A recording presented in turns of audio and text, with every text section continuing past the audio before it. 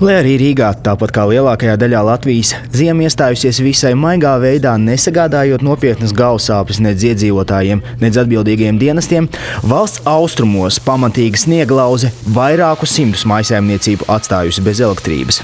Vissarežģītākā situācija ir Madonas novadā, kur jau 5. diennakti pēc kārtas sadales tīklu brigādes cīnās ar stihijas izraisītajiem elektrolīniju bojājumiem.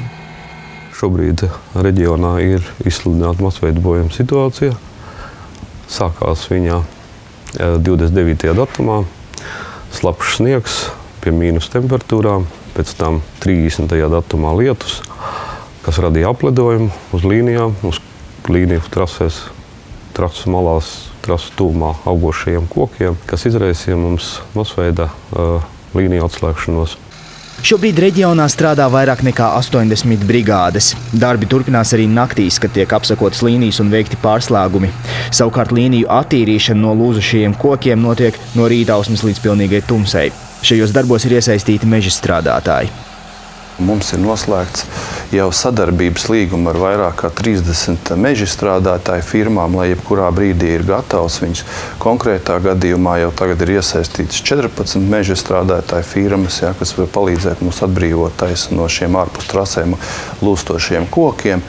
Dažviet piekļūšana elektrolīnijām, lai noteiktu bojātās vietas, atgādina izdzīvošanas šovus, kādus rāda Discovery kanālā. Meistaru brigādēm jābrien cauri bieziem krūmiem, dubļiem un ūdeni. Bez atbilstošas tehnikas un ekipējuma te nav ko darīt. Mēs esam izanalizējuši tiešām, kāda mums tehnika ir vajadzīga pēc 11. gada krīzes. Un patreiz esam iegādājušies 3 liels jaudas kapurķējuši traktorus ar pacēlējiem nurbiem, kas var braukt pa visām vietām, tā skaitā pa purviem. Tad mums ir arī iegādāti sniega motocikli, iegādāti kvadrcikli. Jebkurā gadījumā tāda tehnika, kas atļauj ātri mums apskatīt bojātās vietas. Un galvenais, lai mēs ātri varam zināt, kas mums ir jādara un sūtīt pēc tam remonta brigādes.